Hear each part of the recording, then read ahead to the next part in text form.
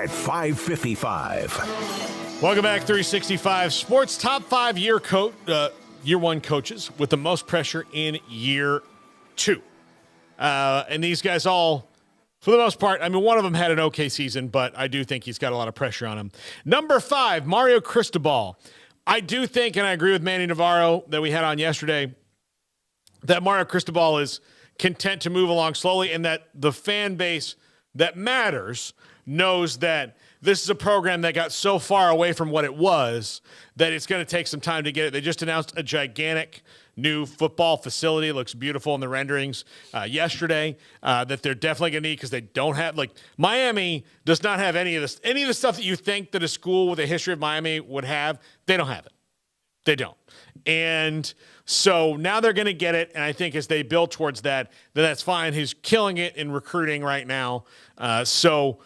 But I do think he's got pressure to show that, like, to improve on next year. I don't think they think he's going to win the ACC title, which Miami has never actually done. But I do think that they that he does have a little pressure on him to, like, please show that you know what you're doing here in year 2. Yeah, I mean, he's not on a hot seat in any way, shape, or form, but, I mean, they do need to see results. You got to see, you don't want to be like year 4, like, oh, is it now time to see some movement forward positively? No, like, you got to see some return on investment sooner rather than later. But, yeah, I mean, I think that they're playing the right patience game here.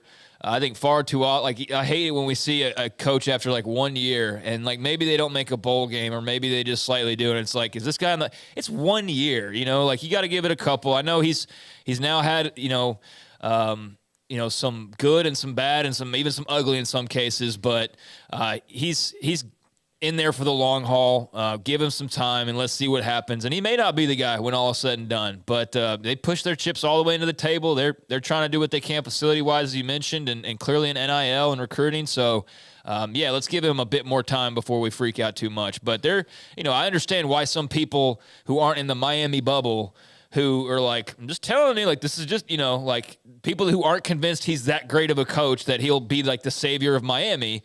There are people saying, like, this is kind of the start of that, but, we need to see more. Yeah, absolutely. Number 4, Marcus Freeman, who I think they love in South Bend, but, he started off rough. He closed well, but he just got a big, and the only reason I put him on this is he got a big transfer quarterback in Sam Hartman, and they should win a lot of games with Sam Hartman. If they don't, I think that's going to look very poorly on Marcus Freeman. Now, I think that they will, but that does create a pressure situation in that, when you go, and it's good, you don't want to have a lot of room for error sometimes when you're a coach. You want to have your team set and ready to go, but it has certainly shrunk his space there because as long as Sam Hartman's healthy and playing, you should be in every single game and contending for the college football playoff. That's what the expectations are in South Bend. They've been to the college football playoff before. Marcus Freeman is young and energetic and is going to have a great head coaching career, whether it's there or somewhere else. It's going to happen to him, but that's a pressure cooker in South Bend. It is, but I don't think that they have any room to be too greedy at this point. I mean, after 1 year, he nearly won 10 games with their Notre Dame schedule, which, you can argue about how, daunting it is versus other conference schedules and things like that. It's always, at least marketed as being like the toughest, even though there's ways you can poke holes through that. But I think if not for a couple of the losses that he had to who he had them against, I don't think there would be even a single gripe about Marcus Freeman other than just, your typical day-to-day team, followers that, find things to gripe about or find things that they feel like could be better. But I mean, overall, you won 9 games without a super elite, roster, super elite quarterback. And you lost a couple that you shouldn't have. Quite frankly, they should have been 11-2 at worst. But they lost to Marshall. And, given the way that the season started after having opened up against Ohio State and lost that game, to turn around and then lose to Marshall and start off 0-2 was just it was a very bad look, and it did make you wonder at the time of like, uh-oh, did they make a terrible, terrible mistake?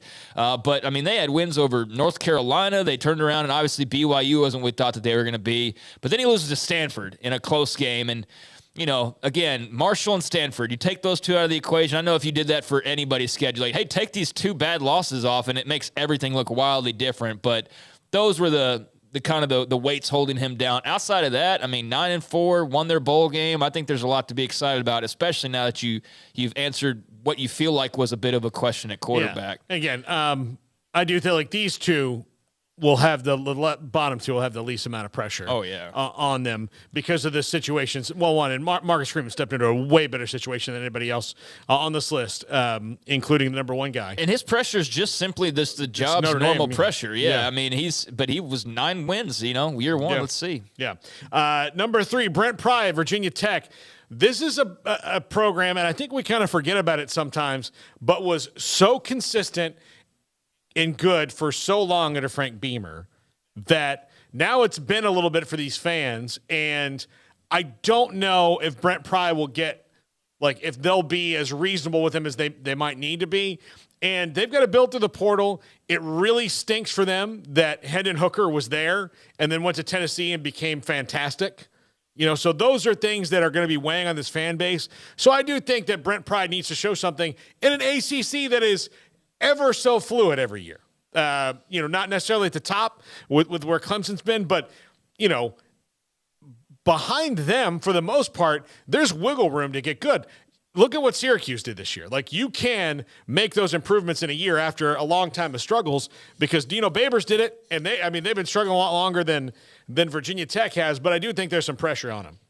I think that there's reasons to, want to be curious about the direction that it's headed. They got to get, tougher up front. They got to find some real deal dudes to help out, offensively and make some plays for them. I guess playmakers would probably be the best word, but I'm very curious about Kyron Drones, heading there. And I don't know what their expectations are for him, but at Baylor, he just couldn't find the field. There's people that felt like he should have at different points. And did from time to time, but not in the way that he was ever the starter. So great opportunity for him. I'll be watching them just simply to see how Kyron Drones pans out because that'll be, of note given, Baylor, their situation at quarterback. But, yeah, I need to see a little bit more from them. But they certainly don't have the sizzle that they had during the golden years, and we'll see if he can bring some of that back. But they got a lot of work to do. Yeah, number 2, Billy Napier at Florida. In a very similar sense, this is a team that was consistently good for a very long time, but since Urban Meyer walked out the door, it has just been a cavalcade of mediocrity and sometimes bad. Will Muschamp, Jim McElwain, and Dan Mullen all didn't work out. And I feel like I'm leaving somebody out in there. But, until they get to Billy Napier, who's a guy I think can do really well there. And so far, high school recruiting-wise, he's done well. Transfer portal, I don't think they're exactly killing it, but you never know. I'm not very bullish on the Graham Mertz ad. If I were them and I wanted to compete in the SEC while Jaden Rashada, a very excellent quarterback, came in, I would have maybe held out for Brandon Armstrong or Spencer Sanders. But I don't know what Billy Napier is looking for there. But that's a fan base that is very hungry for wins again. And they're not beating – they might beat one rival in a year, but they're not beating all 3 of their main rivals. And they're certainly – so far back of Georgia in the SEC East that the pressure is going to be ever on Billy Napier to look like you're closing the gap because Kirby Smart is a young coach too, and he's not stopping. No, and I think that's the thing is they're just going to be judged a little bit differently because of the fact of where they are in the the pecking order of college football, but also what they're stacked up against. So yeah, he's got a big uphill climb thanks to the Bulldogs and now even Tennessee. And I know that the divisions could be going to the wayside and all that, but. That does make everything kind of a little foggier in terms of what to expect with the schedules and everything is that those are so up in the air. But, based on just the division format, yeah, he's at best, middle of the pack to possibly lower in some cases. But, the Gators are in need of a lot of different pieces. And I know that there weren't a lot of, thrilled fans by the end and the way that they lost to Oregon State was just kind of felt like Baylor season of finally get this thing over with and get to recruiting. And I think that's where a lot of, let's see what they do in recruiting and in the portal. I know they're excited about Jaden Rashada.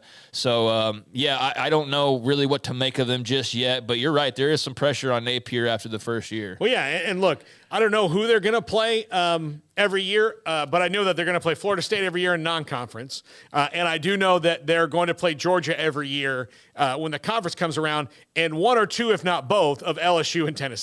So, those are their 4 big rivals, And they went 0 for 4 against them this year. So that's not a good thing for Billy Napier in year one. Number one, and Craig, you know this all too well, but Brent Venables, I think because of the way that the Oklahoma fans reacted to Lincoln Riley leaving and Brent Venables coming, and then subsequently the season that they had, I think he's got a lot of pressure to show something in year two, more than maybe anybody else in the country.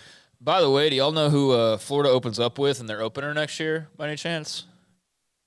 No. The Utah Utes. Oh, yeah, again, yeah. Yeah, they'll play them again after they play playing them this on year. the road. But the interesting part about that, they'll be on the road in Salt Lake to open it up. So have at it, Billy Napier. And then Utah will come to Waco the following week. So Utah plays Florida and Baylor in their first two non-conference games. That's pretty interesting. But, yeah, I mean, not on a hot seat by any means, but there was plenty of room to feel like by the end of the year that this could be on the right track, but also at the same time feel like, is this thing off the tracks, and how long will it take it to get back on? I don't know just yet. I mean, I saw some positivity by the end.